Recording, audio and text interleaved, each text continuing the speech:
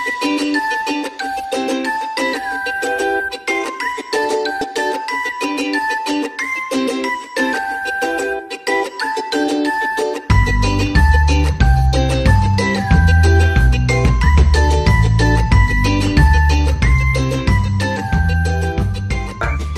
Rasulullah Muhammad Shallallahu Alaihi Wasallam adalah panutan bagi kita semua, karena dengan ajaran yang telah disampaikan oleh beliau pada kita semua, maka sesungguhnya kita telah menikmati Islam itu sendiri.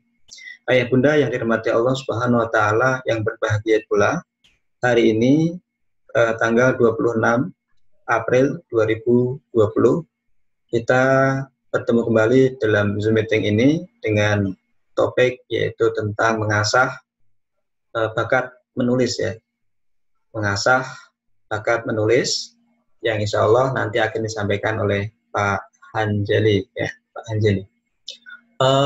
Ayah bunda, perlu kami sampaikan di sini tentang biografi Bapak Hanjeli ini.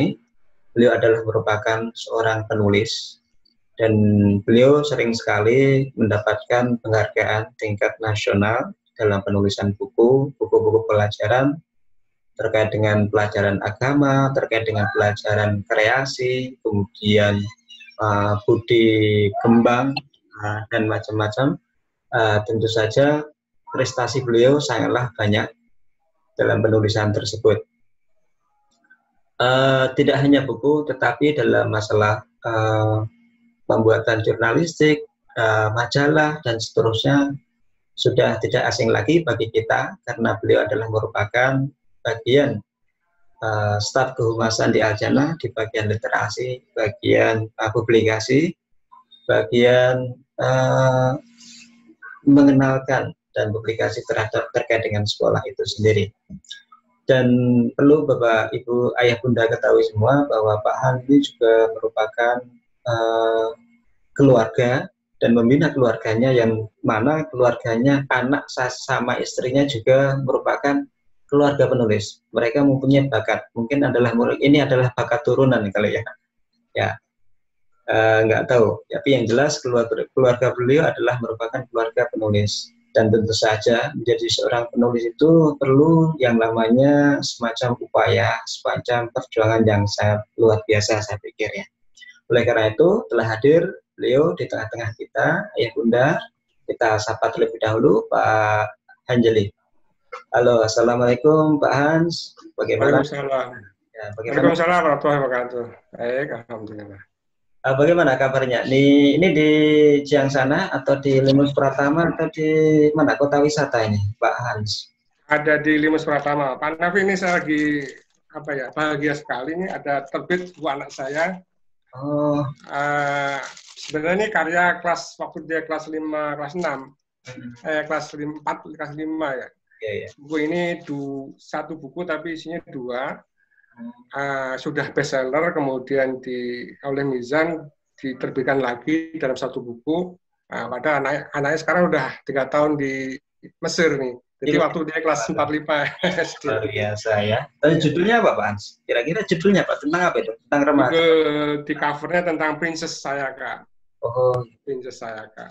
Luar biasa. Baik, alhamdulillah ada yang bergabung kembali bersama-sama kita. Begini Pak Hans, memang mungkin langsung aja, mungkin untuk terkait dengan masalah penulisan, ya saya rasa ada peluang besar ya buat penulisan, ada mungkin itu bagian daripada profesi juga, bagian daripada membuka wacana, entah itu niatnya banyak sih kalau tulis itu, entah itu untuk dakwah, untuk profesi, untuk macam-macam.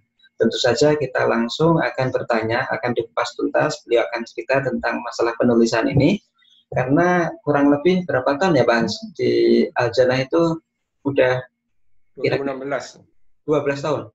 2016. Oh 2016. 2016 berarti udah 4 tahun ya, 4 tahun lah lumayan. Karyanya udah banyak sekali sih. Beliau adalah bagian pengeditan terkait dengan penulisan naskah dan seterusnya. Tetapi secara nasional pun buku-buku nasionalnya juga banyak untuk Pak Hans ini. Bagaimana Pak? Nah, langsung saja ya Pak Hans untuk menyampaikan, mungkin dari awal Pak Hans sampaikan tentang materi yang akan disampaikan oleh Pak Hans itu sendiri. Waktu dan tempat ini silakan. Ya, makasih Pak Nafi, Ayah Bunda, Alhamdulillah ala kulli hal. Pada sore hari ini menjelang buka kita bisa berkumpul, ya bincang-bincang diskusi lah tentang bagaimana menulis buku ya. Ini sebenarnya materi ini bisa untuk orang tua dan bisa untuk anak ya, tinggal nanti diadaptasi aja. Tapi lebih banyak Pak Nafi kita akan diskusi aja, sharing ya, karena waktu cuma 1 jam.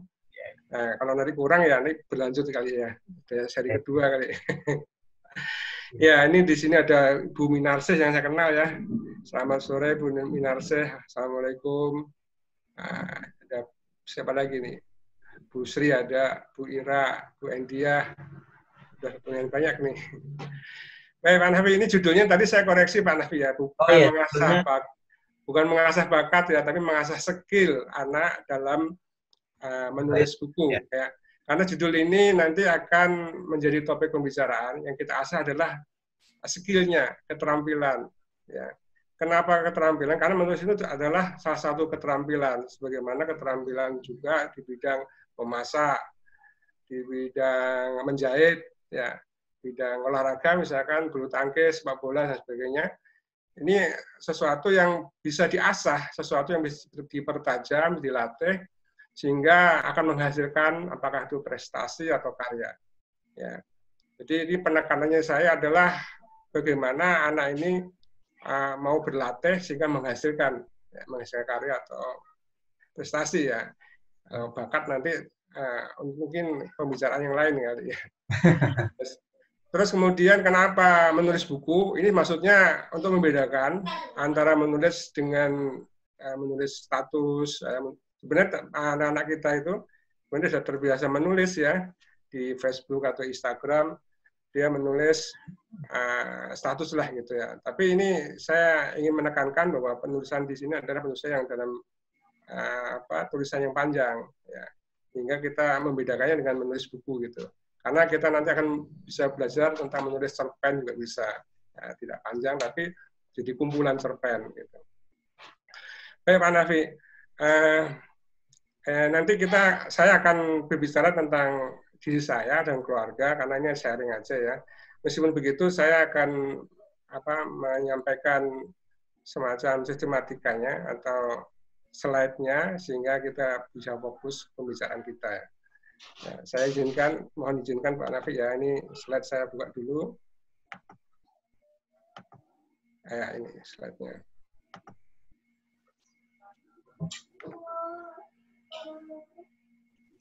Kelihatan Pak Nafi? Oh ya. Kelihatan ya. Ini anak saya Pak Nafi. Ya, 1, 2, 3, 4, 5 ya Pak? 5, ya. Ini yang 4 ini sudah menjadi penulis. Yang 1 ini belum. Ini sedang digarap sama kakaknya yang ini, sama kakaknya yang ini. Ini lagi di rumah semua. Yang pertama yang mana Pak? Yang pertama yang laki ini. Nah kebetulan yang laki ini sudah beristri barusan. Kebetulan juga istrinya itu penulis juga. Nah, jadi dapat mantu penulis juga nih Pak Nabi.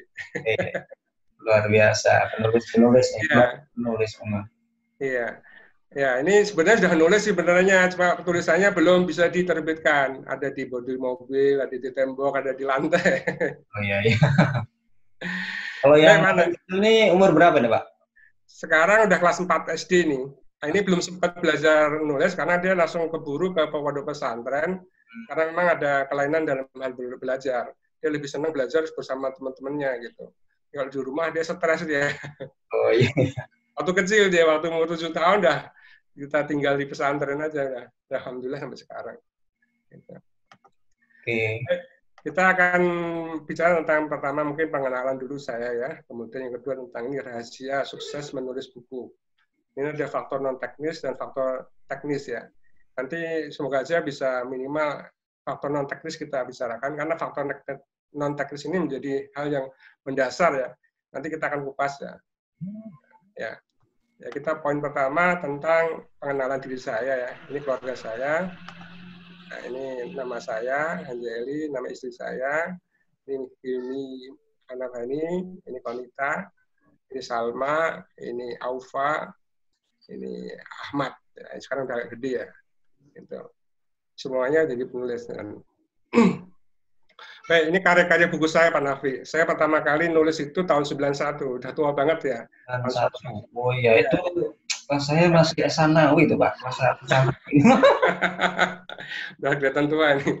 Udah jadi konsultan AMDAL, jadi banyak menulis tentang lingkungan hidup ya, lingkungan hidup. Lingkungan hidup. Oke. Kemudian ikut lomba menjadi wanita muslimah, itu ada judul yang saya pilih, ikut nominasi juga.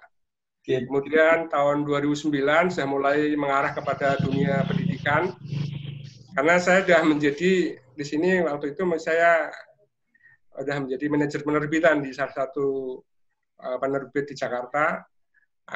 Itu sambil pulang saya selalu nulis gitu. Apa tuh buku sini? Maaf, ini sebenarnya saya sudah keluar saya freelance, jadi penulis freelance. Saya 2 jilid diterima oleh Diknas, dibeli oleh Diknas. Kemudian yang jilid 1 nggak diterima, saya ikutkan lomba, saya tulis ulang, jadi juara 1 juga. Terus Ayo Mengaji, ini kelas 2, 4, 5, 6, 4 jilid ini diterima oleh Diknas waktu itu. Kurikulum KTSP ya, 2006. Nah, ini kenapa saya bisa nulis tentang agama ya? Kan saya sebenarnya bidang saya perikanan ya, lingkungan hidup perikanan. Ya karena di Bogor waktu itu memang semarak ngaji ya, di berbagai tempat kampus ITB itu selalu ada pondok pesantren yang tradisional, jadi kebetulan ngaji di situ. Nah, disitulah kita mendalami agama. Ini sistem pencernaan ini tentang buku pengayaan IPA, ya, terbitkan juga. Kemudian bimbingan belajar menulis ini terbit juga. Ini untuk anak-anak. Ya. Kemudian merintis bisnis Bandeng Presto, ini juara 1 nasional tingkat SMK, SMA.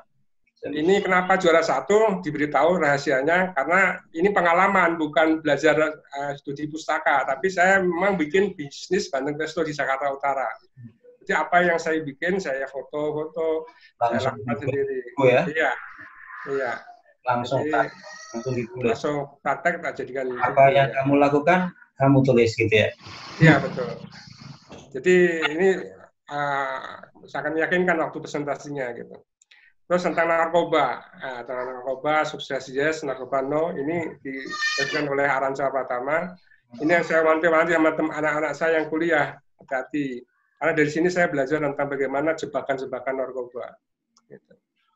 Kemudian kurikulum Puskurbu Kurtilas 2013 saya ditunjuk oleh Diknas untuk membuat buku PAI dan Budi Pekerti kelas 4 ini. Ini ada buku saya ada. Kemudian buku menulis, ini saya ada di rumah, ini masih ada. Ini tentang menulis ya, ilmu dan seni menjadi penulis. Kemudian tentang bisnis properti syariah. Nah, ini yang punya cerita nih Pak Nafi. Ini awalnya saya punya di kelas dari PB, ini udah gencar bisnis properti syariah kemana-mana. Saya lihat di Facebooknya, kemudian saya inbox, Ustadz, itu sudah punya bukunya belum? Belum. Udah bikin apa? Ya dibikinin. Akhirnya saya ikut presentasinya, ikut kelasnya 8 kali pertemuan di Hotel Sofian. Itu lumayan tuh harganya waktu trainingnya gitu. Jadilah buku ini. Jadi saya jadi penulis juga akhirnya. Kemudian ini special moment ini terbit di Al-Zanah ya. Saya mau koordinir teman-teman yang ada di Al-Zanah. Kemudian juga Titik Tolak Dase Supriyadi ini dulu Diknas Kabupaten Bogor. Ini bikin biografinya saya. Ini tentang apa nih Pak? Biografi ya. Bapak Dase Supriyadi, ini Kepala Diknas Kabupaten Bogor. Kemudian sahabat pelangi ini saya mau koordinir teman-teman orang tua murid ya yang di Al-Zanah, kumpulan pengalaman orang tua murid tentang putra-putrinya, mengasuh putra-putrinya. Kemudian buku panduan pramuka terbit juga, kemudian terakhir mengenal huruf hijaiyah buah-buahan berbahasa Arab ini hurufnya. Ini sebenarnya terbit Ramadan ini, tapi karena ada wabah dan segala hal, kemudian akhirnya belum diterbitkan. Ini Yaumi Kit itu yang Yaumi yang metode Yaumi itu? Bukan, Yaumi ini penerbitnya Al-Badr. Ini dia punya segmen untuk anak-anak. Namanya Yaumi itu untuk keseharian anak-anak gitu. Ini apa namanya? seharusnya terbit Ramadan ini, tapi enggak, karena ada masalah akhirnya belum terbit ya. Kenapa 17? Kenapa 20? Karena di sini ada 5 jilid, ada 4 jilid yang saya hitung 1. Jadi lebih dari 20. Oke, luar biasa nih Pak. 17. Ini atau memang 17 karena ada 17 Ramadan ya? Ini buku properti syariah saya ini sebagai co-writer. Nanti kita tahu apa tuh co-writer ya. Ini Ustaz Rosyad Aziz, ini yang punya autornya, dia punya idenya. Ini Pak Jamil yang pernah ke sini, pernah ke Al-Jannah. Ini saya, ini Ustaz Felix, ini pakar properti konvensional waktu itu ini. Ya, ini buku saya, Wanna Be a Writer, Ilmu dan Seni Menjadi Penulis. Ini ya ini teori menulis lah, juga ada tentang motivasi juga. Kemudian istri saya udah 13 buku nih. Nah, ini sebenarnya istri saya awalnya itu nggak suka nulis itu, karena saya suruh minta bantuan, ini itu akhirnya jadi juga buku, 13 buku, lumayan. Nah, bukunya.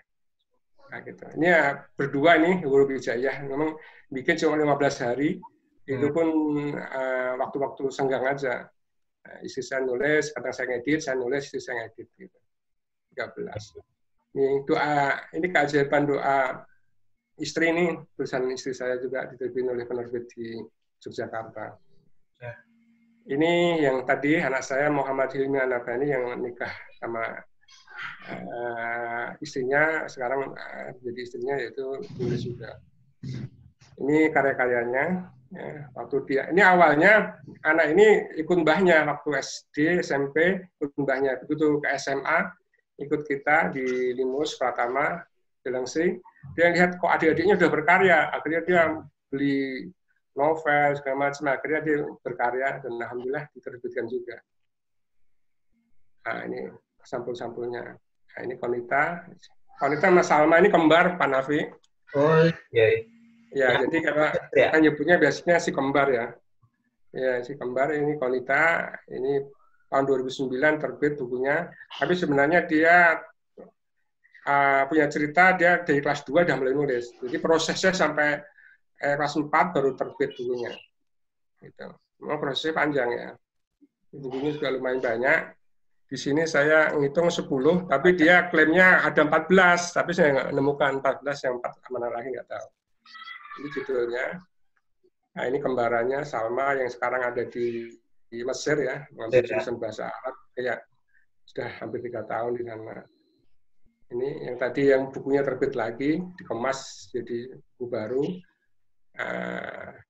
Nah, di Mizan itu ada namanya nama edisi gold sama edisi apa ini?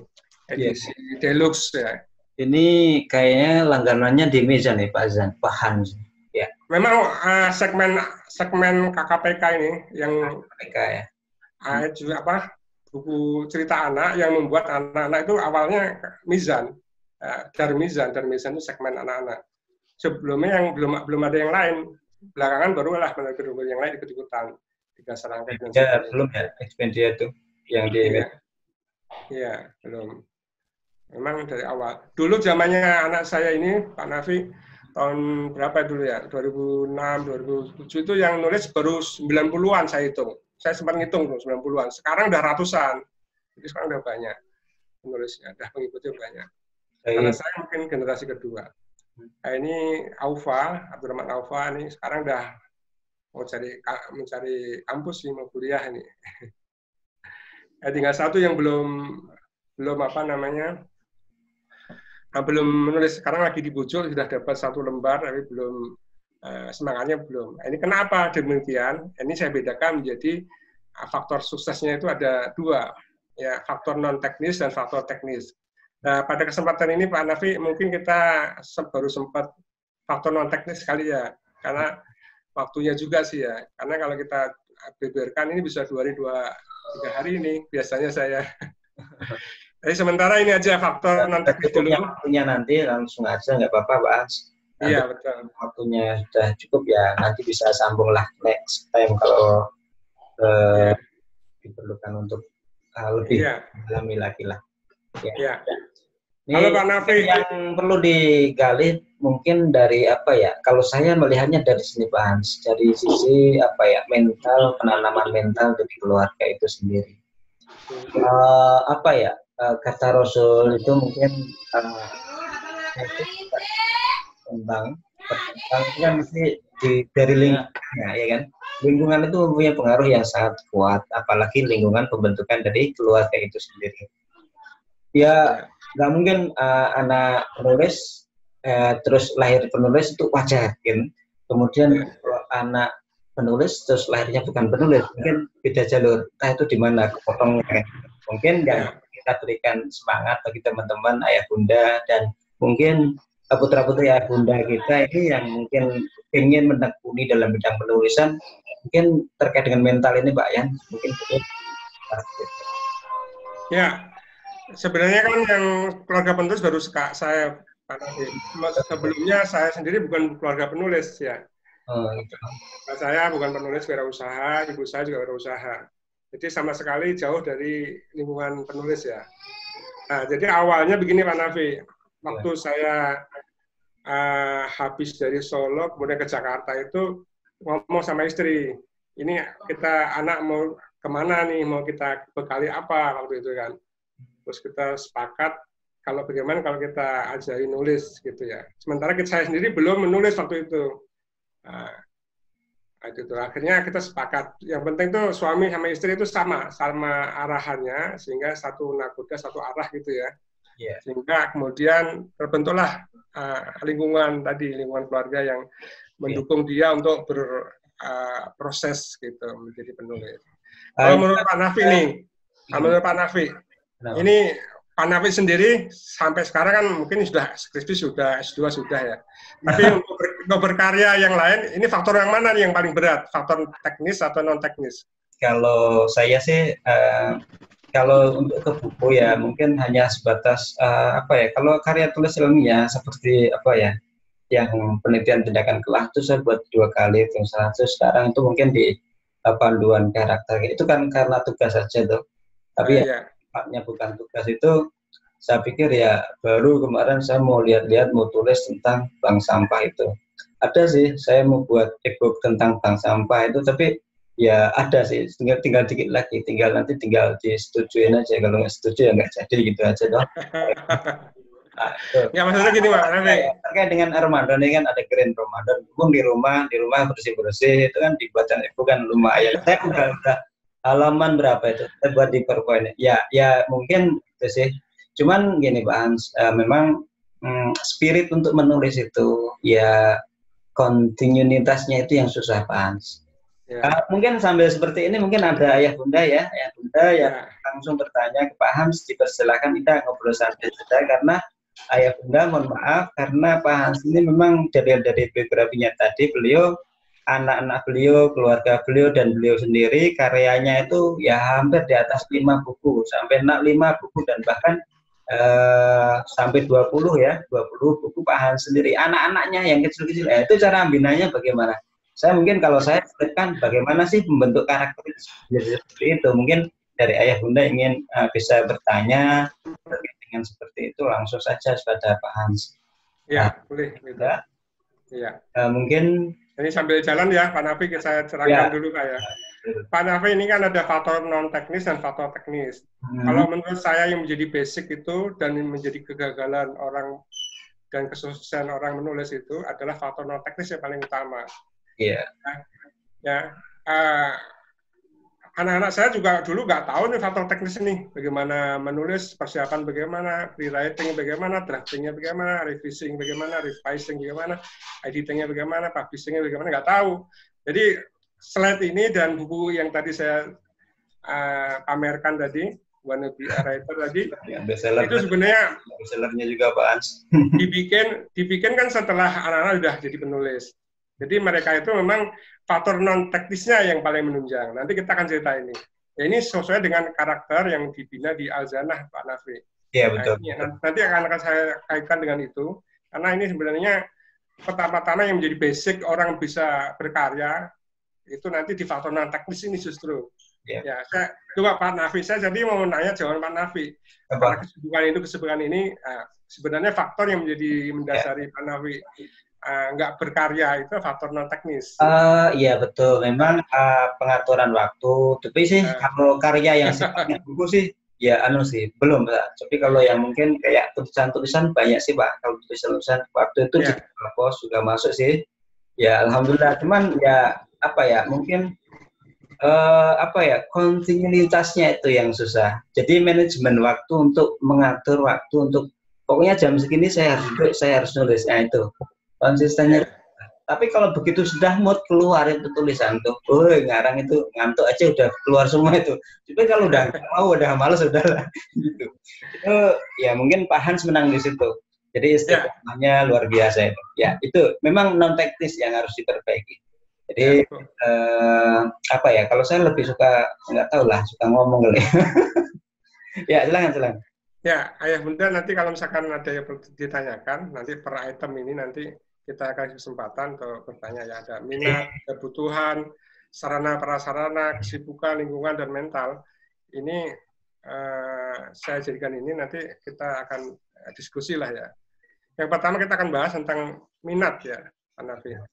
Minat itu adalah saya ngambil dari definisi dari Pak Ali kemarin. Ya, dorongan ya dari Pak Ali. Dorongan keinginan seseorang pada objek tertentu sebab ada perasaan senang dan rasa ingin tahu. Ini cocok saya. Ya, jadi saya ambil itu. Ini beda dengan bakat, Pak. Kalau bakat beda ya. Kalau bakat itu apa? Pola, pikiran, perasaan, dan perilaku yang dapat digunakan untuk produktivitas. Ini memang bakat minat. Yang ada dua ya, bakat dan minat. Ini minat. Kalau minat itu memang apa ya? Keinginan. Ya. Dari pertama adalah faktor minat. Ini minatnya menjadi energi positif, Pak. Kalau nggak ada minat, awalnya kalau nggak ada minat, maka orang akan ogah lah untuk menulis. Karena menulis itu sebenarnya ringan, risikonya itu nggak ada. Berbeda dengan bela diri, berlatih bela diri, berbeda dengan renang atau memasak, ya bisa kepotong tangannya, bisa kebakar gitu. Kalau menulis sebenarnya nggak ada risikonya secara fisik ya. Tapi sebenarnya berat juga. Faktanya juga orang banyak yang nggak mampu ya, nggak ogah lah gitu ya, untuk melakukan seperti itu. Ya karena ada beberapa hal nanti akan kita bahas. Di antaranya adalah mungkin tidak tahu manfaatnya ya. Nah, minat ini menjadi produktif ya, menjadi apabila orang mempunyai minat, maka orang itu akan tergerak untuk melakukan sesuatu, untuk berkarya, untuk mempelajarinya. Jadi lebih produktif. Tapi kalau misalkan nggak punya minat, sebaliknya maka akan malas untuk mempelajarinya, apalagi untuk memproduksinya. Dengan minat ini akhirnya bisa menjadi hobi, ya kalau terus-menerus dikerjakan, terutama waktu senggang, menjadi hobi. Bahkan menjadi habit, ya. Jadi habit itu kalau hobi kan di waktu senggang, kalau habit itu bisa aja setiap hari dia kalau nggak nulis kayak ada sesuatu yang kurang gitu ya. Iya. Apa ya? Saya belum melakukan sesuatu. Kalau belum seperti itu, belum habit berarti. Saya sampai begini, wah tahun ini kok saya nggak bikin buku ya, seolah-olah kadang kurang kayak gitu. Ya. Paling nggak, Pak Hans ada nggak target tahunan? Kalau ini kan sudah jadi, Pak Hans sudah jadi, artinya kan kalau sudah jadi kan sudah enjoy. Di atasnya udah expert, sudah di atasnya bahkan sudah earn, sudah menghasilkan kan. Kalau dia pakai tipologinya TM itu kan sudah menghasilkan, dan bahkan anak-anak yang mungkin anaknya Pak Han itu kan sudah sangat ya, itu sudah menghasilkan benar-benar kan di padahal masih SD kan sudah karena udah ketemu. Makanya kalau saya sih lebih mau menggali bagaimana cara mendidiknya, bagaimana cara membinanya, bagaimana cara itu. Kok anaknya kok semuanya sepakat, istrinya pula kok bisa semuanya. Ini jarang loh Pak kayak gini, Pak. Ini ya, yang pertama tumbuhkan minat, Pak. Minat itu bisa tumbuhkan dengan mengetahui manfaat menulis itu apa. Ini banyak sekali di internet penulis-penulis menyampaikan manfaatnya gitu ya. Ya nanti akan kita kupas juga tentang manfaat menulis itu apa. Semakin tahu dia manfaatnya bagi dirinya pribadi itu besar, maka keinginan menulis semakin tinggi. Kalau dia tidak tahu menulis itu manfaat atau manfaatnya, maka dia akan meninggalkan. Untuk apa dia melakukan sesuatu yang sia-sia gitu. Itu pertama. Yang kedua, lingkungannya tadi, lingkungan keluarga, teman, pekerja, komunitas. Kalau Pak Nafi lihat Facebook saya, teman-teman saya itu kebanyakan editor, penulis, penerbit gitu Pak Nafi. Jadi memang itu kita saling memantau. Dia lagi ngeluarin buku apa gitu. Sudah masuk dalam komunitas kayak gitu, berarti kan setiap hari teringat kalau udah masuk dalam komunitas gitu ya. Iya betul Pak Nafi. Saya teman kita udah nerbit buku, loh saya kok belum ya? Bulan ini, bulan depan, atau tahun ini, atau semester ini. Jadi saya ada terpacu juga untuk termotivasi gitu. Nah ini minat itu bisa dibina dari situ Pak Nafi. Pertama adalah minat. Gitu. Maka kalau minat nggak ada, jangan boleh dikatakan susah lah untuk mendorong anak. Maka anak perlu dikasih reward, kasih hadiah. Kamu bisa nggak membaca buku ini? Saya kasih 50.000. Nah, anak buru-buru dia baca buku ini, buku orang dewasa atau untuk konsumsi orang dewasa. Saya ingin meningkatkan kemampuan deep reading-nya, kemampuan membaca yang mendalam gitu. Karena buku-buku yang biasa-biasa mungkin cepat, tapi yang untuk yang mendalam dia perlu juga gitu. Itu komunitas, teman, pekerja. Yang kedua ada pelatihan. Mungkin juga ada pelatihan ekstrakurikuler atau tugas dari guru ya, ada lomba. Ya, lomba juga penting Pak Nafi untuk mengikuti memotivasi kita. Ya, kompetisi gitu ya. Iya, saya pernah ikut lomba, hadiahnya buku 3 juta dulu pernah. Penerbit Al-Azhar. Jadi dapat 3 juta buku itu banyak banget. Saya pernah juga Pak, yang itu lomba yang kemarin mungkin Pak Han menang. Kalau saya cuma dapat penghargaan doang. Yang waktu pengayaan itu saya buat puisi, ontologi puisi yang Kediknas. Saya cuma terima kasih, kemudian terima kasih ikut peserta. Ya, itu dinamakan apresiasi. Apresiasinya seperti itu. Iya, untuk apresiasi. Terus males lagi kayak gitu. Nah, kayak itu yang kadang perlu dikuatkan lagi sinyalnya untuk ke sana gitu ya. Pengen sih karena kalau kita berbicara masalah manusia, kalau manusia itu kan sebenarnya yang kita tinggalkan itu kan sebenarnya ya buku sebenarnya kan seharusnya. Bedanya manusia dengan hewan kan gitu kan. Kalau kita tinggalkan buku itu yang akan hidup. Meskipun kita udah nggak ada, itu yang kita hidup sebenarnya. Iya kan? Iya. Tapi ya, saya ada arahan ke sana sih, pengen lah paling nggak satu judul buku lah, ya paling nggak lah. Cuman ada semacam target situ sih, cuman kok belum itu. Itu dia. Ya perlu identifikasi juga. Teman-teman juga, Bapak Ibu juga, saya pikir bisa lebih produktif daripada saya pikir ya, teman-teman juga. Paling ya nulis jamaah dan seterusnya. Paling ya kalau iseng-iseng aja nulis artikel dan seterusnya gitu. Saya pikir itu Pak Hanja. Mungkin Ayah Bunda, mungkin langsung saja Ayah Bunda kalau ingin langsung bertanya terkait dengan masalah penulisan, kemudian bagaimana membentukkan bisa suka terlebih dahulu terhadap menulis itu sendiri. Itu boleh langsung bertanya ke Pak Hans. Ayah Bunda. Halo Ayah Bunda, masih bersama kami? Ini alhamdulillah masih ikut bersama kami, masih mendengarkan siaran bersama kami dengan Pak Hans. Namun sekali lagi kepada Ayah Bunda, jika ada pertanyaan ataupun ingin bercerita atau memberikan masukan atau mungkin berkeluh kesah terkait dengan penulisan, silakan langsung ke Pak Hans. Kita buka selebar-lebarnya pertanyaan. Atau Ayah Bunda bisa menuliskan di sini pertanyaan di chat ini ya, nggak apa-apa, nanti saya bacakan. Alhamdulillah Pak Hans, ini ada pertanyaan, saya bacakan ya Pak Hans ya. Ya, silakan. Assalamualaikum warahmatullahi wabarakatuh. Pak, bagaimana menggiatkan anak remaja untuk menulis? Pak, bagaimana menggiatkan anak remaja untuk menulis, ya kan? Ya. Sekarang kan gimana zaman digital Pak Hans, ya kan? Kita mereka banyak baca kan, tadi buka ketik langsung baca. Kalau menulis nggak mau, bahkan di sekolah pun mungkin sekolah-sekolah yang sudah modern dan itu kegiatan menulis itu lebih sedikit, lebih pakai virtual dan seterusnya kan. Ini bagus sekali pertanyaan. Terima kasih Bunda Humaira ya.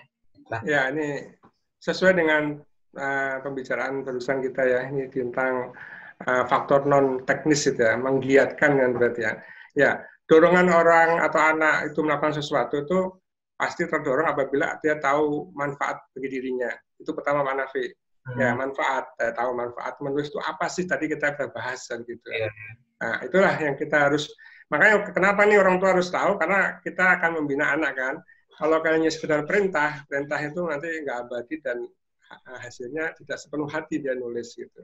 Maka pertama kali yang harus dibangkitkan pada anak itu adalah manfaat menulis itu apa. Nah, nanti kita akan panjang lebar membahas tentang manfaat menulis, Pak Nafi. Yang jelas yang pertama yang untuk menggiatkan pertama adalah membangkitkan minat dulu. Bagaimana anak itu senang menulis. Apa manfaatnya dia menulis gitu ya. Nah, di sini karena menulis itu akan anak itu akan menulis apabila anak itu mengetahui sesuatu yang dia yakini itu menyenangkan bagi dirinya. Menyenangkan. Kalau dari pengalaman Pak Hans sendiri, bagaimana kira-kira untuk menyenangkan anak? Ya kan otomatis kan kalau kita belajar ilmu otak itu kan ada yang namanya limbic system. Bagaimana itu menyentuh limbic system? Nah, biar apa ya? Biar anak itu apa ya? Bisa merasa suka, merasa senang. Ya. Nikmat pengalaman. Gitu.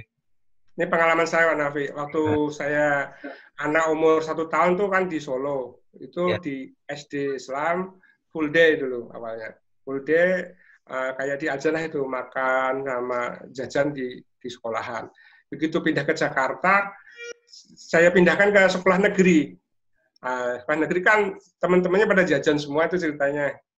Udah jajan semua, ada yang uang jajan 500, 1000, 1500, 2000, sampai 3000 ya waktu itu kan. Nah, sementara anak saya si kembar tadi ceritanya, awal kemula yang jadi penulis si kembar itu. Si kembar tadi awal mulanya dia itu bawa bekal dari rumah, karena kita takut makanan nanti kayak apa, kesehatannya, kebersihannya gitu. Tapi lama-kelamaan anak saya bosen gitu, boring dia dengan makanan dari bekal dari rumah. Dia inginlah seperti teman-temannya beli es, gitu, beli makanan mie dan segala macam. Nah, akhirnya lama-kelamaan tidak bisa ditahan itu karena keinginan seperti itu sudah besar. Pada saat itulah kemudian saya ngasih kesempatan dia, kamu bisa dapat uang jajan apabila kamu bikin tulisan. Kelas 2 sudah tak gituin Pak Nafi. Satu tulisan, satu judul itu 500 perak. Oh, iya. Ikut ya, ada bentuk apa katalisnya itu ada ya, katalis untuk anak itu bisa melakukan itu ada ya, diiming-imingi, orang diiming-imingi gitu ya. Iya. Dari 500 itu dia sehari minimal 2. Oh gitu.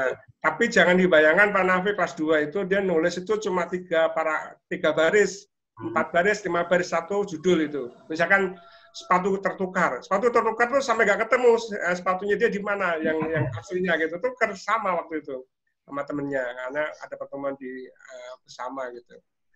Terus pengalaman dia satu judul cuma 3 baris, 4 baris, 5 baris. Saya nggak pernah baca. Pokoknya berapa judul? 3 judul 1.500, kalau judul 2.000. Dapat saya sampaikan bahwa itu yang memicu adalah anak kembar itu, terus kemudian kita kasih sedikit-sedikit, tidak terlalu banyak-banyak, terus yang penting adalah rewardnya itu harus disiapkan gitu ya. Rewardnya. Pak Hans, maaf ini potong, ini kita langsung ke pertanyaan Bunda Minarsi ya. Di Minarsi ini pertanyaan saya bacakan, mohon maaf. Assalamualaikum. Kendala saya untuk memulai menulis adalah bingung memulai dari mana dan takut salah dalam penulisan tersebut dan sebagainya ya. Nah, bagaimana mengatasinya? Maksudnya bagaimana merawatnya adalah bagaimana cara mengatasi kendala-kendala tersebut ya. Terima kasih Bunda Minarsih ya. Ya, makasih Bunda Dwi Minarsih. Ya, itu udah pembahasan tentang teknik menulis ya. Biasanya orang yang pertama kali belajar nulis itu kendalanya seperti itu. Bagaimana nulis awal bikin kalimat aja kadang berkali-kali diganti-ganti, udah ditulis, di-delete, tulis lama 1 jam nggak ada tulisannya, kosong gitu ya. Seperti itu. Nah itu nanti ada teori namanya free writing, Pak Nafi. Free writing, apa itu? Free itu bebas. Free writing. Free writing ya, bebas nulis ya. Ya. Ini secara singkat saja, nanti kita akan bahas di belakang waktu masalah teknis ya. Membahasnya intinya adalah pertama kali Bunda Minarsih nggak perlu memikirkan bagaimana kalimat itu bagus dan baik bagaimana, nggak usah. Pokoknya apa yang ada di benaknya Bu Minarsih, apa yang bisa ditulis, tulis saja. Faktor tentang bagus tidaknya nanti. Itu namanya Bunda Minaseh menulis di ruang private, di ruang privat, di mana seolah-olah di sekeliling Bu Minaseh tidak ada orang, meskipun itu ada orang. Jadi ruangan ini ruangan imajiner, seolah sendirian aja, seolah nggak ada yang baca. Jadi nggak malu, nggak ada yang tersinggung, nulis saja. Karena memang ini adalah privat untuk diri sendiri gitu. Nah, itu pertama tekniknya, free writing. Nah, kalau udah semua apa yang menjadi unek-unek, semua apa yang jadi ide tulisan, tulis saja, nggak perlu takut salah ketik, titik koma, huruf besar, huruf kecil, nggak perlu. Pokoknya nulis saja. Kalau ini dilakukan setiap hari, Pak Nafi, free writing ini, misalkan ini jadi terapi juga, kalau mau belajar nulis. Setiap hari 10 menit aja, Pak Nafi nulis saja, tentang apa aja, nggak usah yang susah-susah, tentang misalkan ingin beli atau ingin beli tisu gitu, tulis saja tentang tisu, apa aja tentang tisu. 10 menit Pak Nafi, setiap hari, itu untuk melatih kita menjadi refleks, menjadi habit nanti. Nah, gitu. Jadi tentang kualitas ya juga bisa dipikir dulu. Nah, kalau udah selesai apa yang jadi ide tadi Bu Minaseh, kita pindah dari ruang private ke ruang publik. Di ruang publik inilah kita akan dibaca tulisan kita sama orang-orang banyak. Maka ke ruang publik ini kita harus menyempurnakan tulisan kita dari titik komanya, dari gaya bahasanya, dari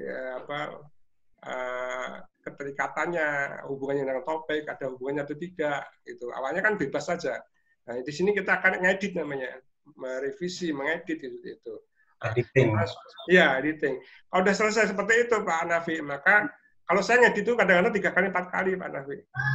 Ya, kalau dulu gitu, kalau belum betul-betul nggak ada yang titik koma salah aja, baru saya puas gitu. Karena kalau kita sudah lempar ke publik, kalau ke medsos atau lempar ke penerbit, itu sebenarnya kita sudah nggak punya kuasa lagi untuk memperbaiki, dalam pengertian itu harus diterima oleh publik gitu. Jadi kalau kita edit apa ya, editan kita sendiri yang terakhir itu yang paling baik gitu ya istilahnya. Mau berapa kali atau berapa gitu ya, terserah kita. Nah, itu akhir itu yang paling baik baru kita ke publik gitu ya. Betul. Kasih waktu Pak Alam itu. Pak Alam itu waktu di zaman dulu ya, waktu itu ya di Litbang dulu kan. Buku pertamanya itu kan sempat saya juga disuruh baca, medit juga. Ingin berkali-kali sampai benar-benar cetak sudah benar-benar goal benar untuk itu ya.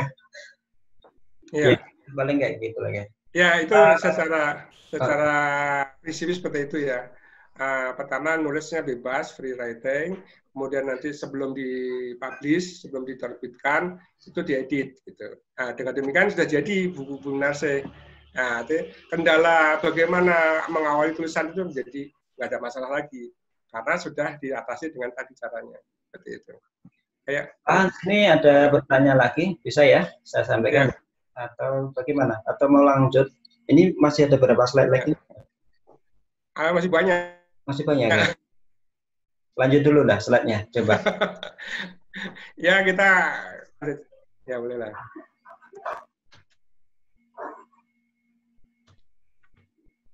Yang kedua, kebutuhan. Kebutuhan nih. Ini Pak Nafi S1 atau keharusan. Pak Nafi harus bikin skripsi, harus bikin tulisan untuk S2 dan sebagainya. Halo? Putus nggak suara saya? Halo? Terus? Enggak ya? Enggak. Terputus enggak ya? Nah, ini bisa orang dipaksa terus bisa. Faktanya banyak orang bikin skripsi, bikin RPP dan sebagainya, itu bisa menghasilkan, artinya bisa, sekalipun dia tidak suka. Kalau tadi kan pertama minat, kalau ini tidak minat, tapi bisa juga, asal ada kebutuhan, kalau yang ada keharusan. Itu seakan-akan tersistem, mau nggak mau harus itu dikerjain. Kayak gitu. Maka sebenarnya bisa, karena dasarnya apalagi sudah S1 ya. Sudah tahu sistematika berpikir, sistematika logikanya bagaimana dan sebagainya sudah tahu. Jadi sebenarnya nggak ada masalah, tinggal latihan aja. Gitu. Cuma kalau seorang itu menulis dipaksa, itu hasilnya nggak akan bagus, nggak akan bisa berkembang lah keterampilannya, skillnya tadi. Ya, nggak, karena dia tidak sepenuh hati, dia akan menghasilkan banyak produk lagi, tulisan lagi gitu. Ya dia sekedar kewajiban aja, sekedar keharusan aja. Udah gitu. Ya, seperti itu Pak Nafi, itu tentang keharusan atau kebutuhan gitu. Nah, ini manfaat nih yang perlu kita sampaikan kepada anak-anak kita juga. Satu, manfaatnya kita akan memiliki keterampilan menulis yang sangat berguna untuk pengembangan pendidikan dan keahlian anak di bidang lain. Anak saya menulis di waktu SD, tapi satu pun kayaknya nggak ada yang menekuni di bidang penulisan lagi. Sekarang dewasa, dia cenderung ke bahasa, cenderung ke IT, dan sebagainya. Nah, tapi dia akan berkembang dengan kemampuan menulis itu.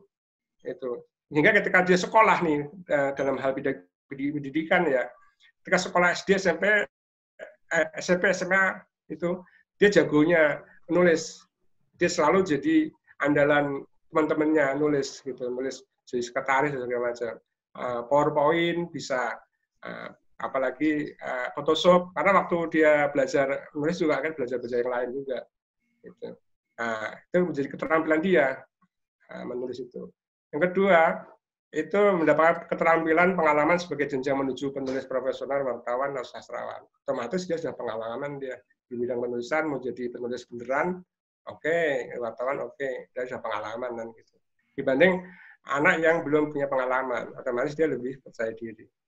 Yang ketiga, ini sebagai aktualisasi diri, kebanggaan, kepuasan, refreshing, terapi, karir, prestasi, dan sebagainya. Ini naluri Ghorzatul Baqo ya. Nah, seseorang inginlah menunjukkan dirinya itu siapa.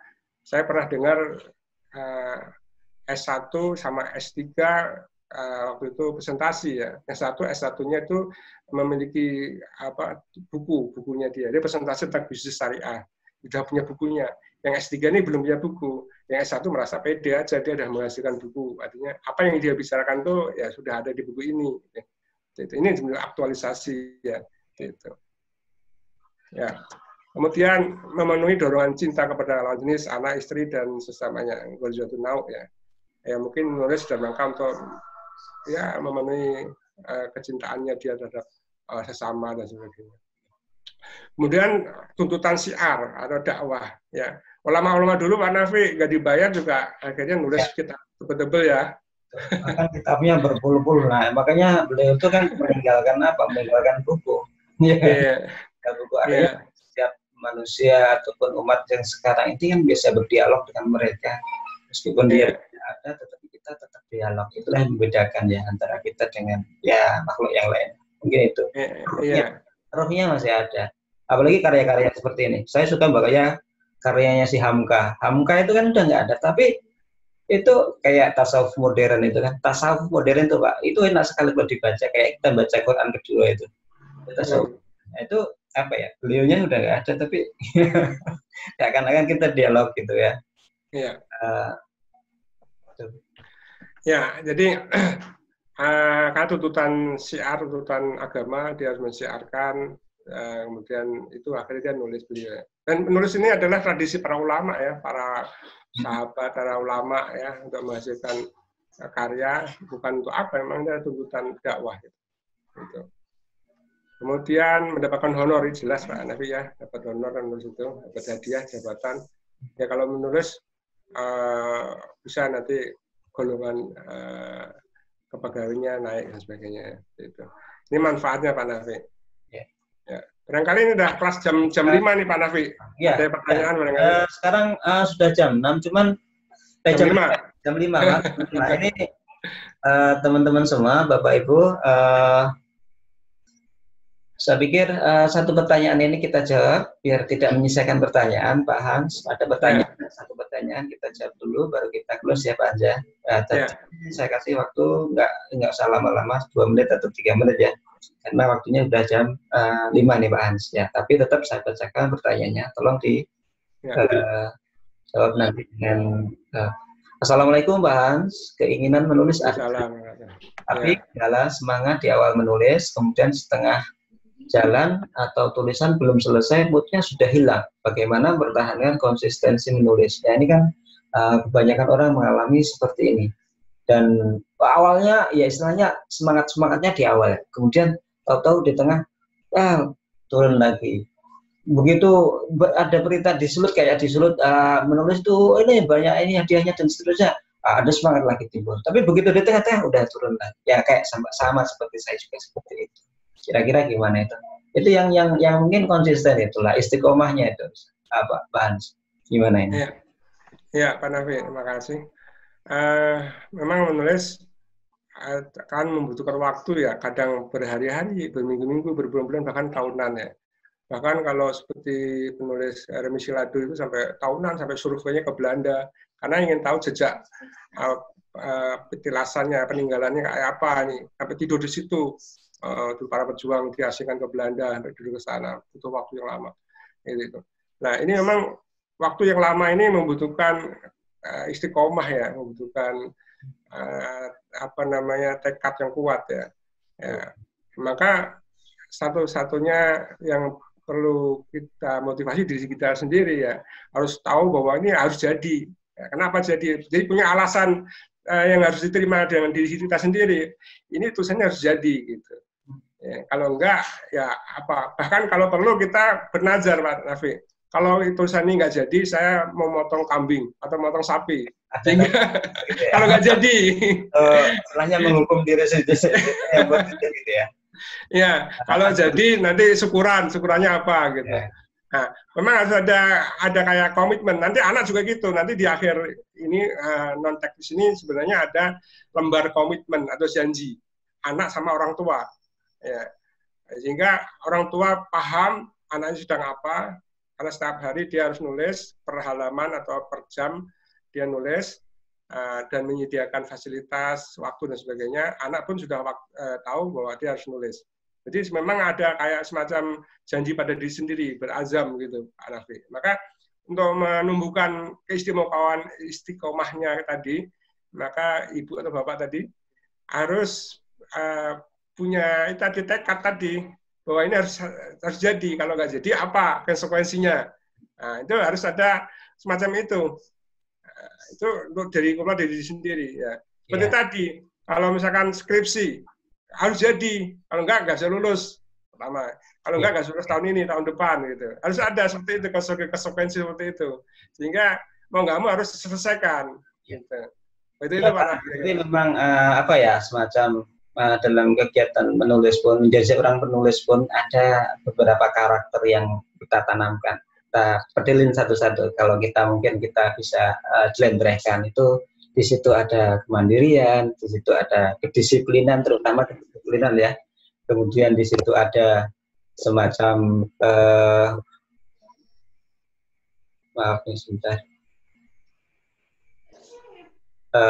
di situ ada tanggung jawab, karena apa? Ketika saya nggak selesai, saya harus menghukum diri saya sendiri, atau saya harus melaksanakan ini dan itu. Kemudian ketika selesai pun kita harus bertanggung jawab sesuai dengan apa yang kita inginkan dalam otak kita, kan sudah dimasukkan dalam otak kita. Artinya kemandirian itu muncul di situ, kan. Artinya tanggung jawab itu juga muncul, disiplin itu juga muncul, dan kreativitas itu akan selalu bertanya-tanya. Wah, aku belum selesai nih, ide apa lagi nih, kan gitu ya? Ide apa lagi, kan gitu.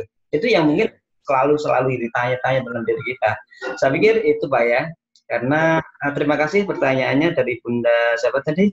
Bunda Umi Asyika yang telah memberikan pertanyaan pada kita, Pak Hans semua, bahwa itu sangat penting, dan yang utama memang dalam penulisan itu melatih kita untuk istiqomah itu sendiri. Istiqomah itu ya disiplin sebenarnya. Al-istiqomah itu alamatul karomah, orang-orang yang disiplin. Makanya sukses kunci sukses itu adalah disiplin. Disiplin adalah kunci sukses. Atau dalam Islamnya mungkin ya kita musawiyatan, kita perbandingkan dengan al-istiqomatu alamatul karomah, yaitu yang namanya istiqomah itu alamat mulia. Orang-orang yang istiqomah, orang-orang yang konsisten terus-menerus itu terus, maka akan jadi besar di itu, kayak gitu ya. Saya pikir gimana Pak? Ya, orang-orang besar itu selalu membangun dirinya dengan kedisiplinan tadi, Pak Nafi, disiplinan istiqomah tadi. Ya, jadi kalau menulis itu dianggap oleh Ibu mengatakan bahwa itu hanya sekedar iseng aja, maka tidak akan tumbuh itu kedisiplinan. Karena iseng aja, ada sambilan saja. Tapi kalau itu jadi kebutuhan. Jadi kalau Arswendo atau Wilato mengatakan itu harus B3, butuh banget berprestasi, B3, butuh banget berprestasi. Jadi dengan menulis itu dia memang membutuhkan mendapatkan prestasi gitu. Ya, guru yang menulis, ya juru masak yang menulis itu sebenarnya prestasi dia. Dokter yang menulis, dia mengakukan dirinya sebagai dokter yang profesional misalkan itu. Ya memang profesi apapun itu dikaitkan dengan tulisan itu asik sekali sih sebenarnya. Ya apapun profesinya, ya kan, betul kan. Iya. Ditulis tentang masalah profesi apa, bahkan YouTuber pun ditulis jadi buku tentang YouTuber juga banyak gitu ya, Facebook juga banyak. Saya pikir itu Pak Hans, mungkin Anda mohon maaf ini karena waktu sudah jam 5 lebih Pak Hans juga ya, dimana kita akhiri dulu, mungkin the next time kita lanjutkan barangkali ya untuk terkait dengan masalah penulisan seperti ini. Cuman Pak Hans ada sesuatu yang menggelitik buat kita dan ada pertanyaan juga sebenarnya. Kalau ini bukan passion kita, bukan suatu hal yang kita kita inginkan, bukan saya tidak suka di bidang ini, ya nggak bisa kali ya Pak Hans. Ya, makanya kalau memang didasari oleh tidak suka, ya susah. Apa saja Pak Nafi? Pak Nafi menjadi guru yang nggak suka mengajar, nggak jadi guru, otomatis susah untuk berkembang Pak Nafi. Makanya apa saja lah. Yang pertama itu kuncinya Pak, mencintai dulu sebenarnya. Cintai pekerjaannya. Nah itu kan kalau saya pernah ngajar matematika di kelas 6 itu wah nggak bisa. Kenapa sih hidup ini ada matematika Pak? Waktu mau ujian kelas 6 ada anak kelas 6 ngomong kayak gitu. Pak, di dunia ini kenapa harus ada matematika? Berarti kita harus bagaimana anak ini cinta dulu terhadap pelajaran itu kan. Kalau kalau pengalaman saya itu di kelas kayak gitu dulu. Memang benar itu ilmu itu bahwa memang yang pertama adalah dibukakan dulu limbic sistemnya, bahwa limbic sistem itu bagaimana dia itu mencintai apa yang dia kerjakan, dia lakukan dan seterusnya. Itu sebenarnya kalau sudah mencintai itu nanti ada rasa enjoy, kemudian masuk lagi menjadi expert, bahkan lagi gitu kan. Pak Hans, mohon maaf ini karena sudah jam 5 lebih dan kita akan akhiri. Jadi sebelumnya kita ucapkan terima kasih sebanyak-banyaknya kepada ayah bunda yang telah bertanya terkait dengan masalah penulisan. Mungkin di lain waktu kita sambung lagi terkait dengan masalah penulisan dengan Pak Hans. Dan ketika nanti dengan Pak Hans pun insya Allah mudahlah diundang karena beliau adalah merupakan bagian daripada keluarga Al-Jannah juga. Oleh karena itu mari kita akhiri pertemuan kali ini dengan baca doanya Nabi Yunus. Nabi Yunus itu kan di lockdown ya kan? Iya. Itu di lockdown sama Gusti Allah itu 40 hari kan diperhatikan. Makanya kita bersama-sama saja baca doanya Nabi Yunus biasanya. Insya Allah itu dikabulkan sama Allah. Doanya Nabi Yunus. Ya kita baca bersama-sama. La ilaha illa anta astaghfiruka inni kuntu minadz dzalimin. La ilaha illa anta subhanaka inni kuntu minadz dzalimin. La ilaha illa anta subhanaka inni kuntu minadz dzalimin. Terima kasih Bapak Ibu, Ayah Bunda semua yang telah hadir berpartisipasi di Zoom meeting kali ini. Saya Muhammad Nafiuddin, jika ada salah kata saya menyampaikan atau tidak berkenan dalam pemikiran Bapak Ibu semua, saya minta maaf yang sebesar-besarnya. Saya akhiri. Assalamualaikum warahmatullahi wabarakatuh. Waalaikumsalam warahmatullahi wabarakatuh.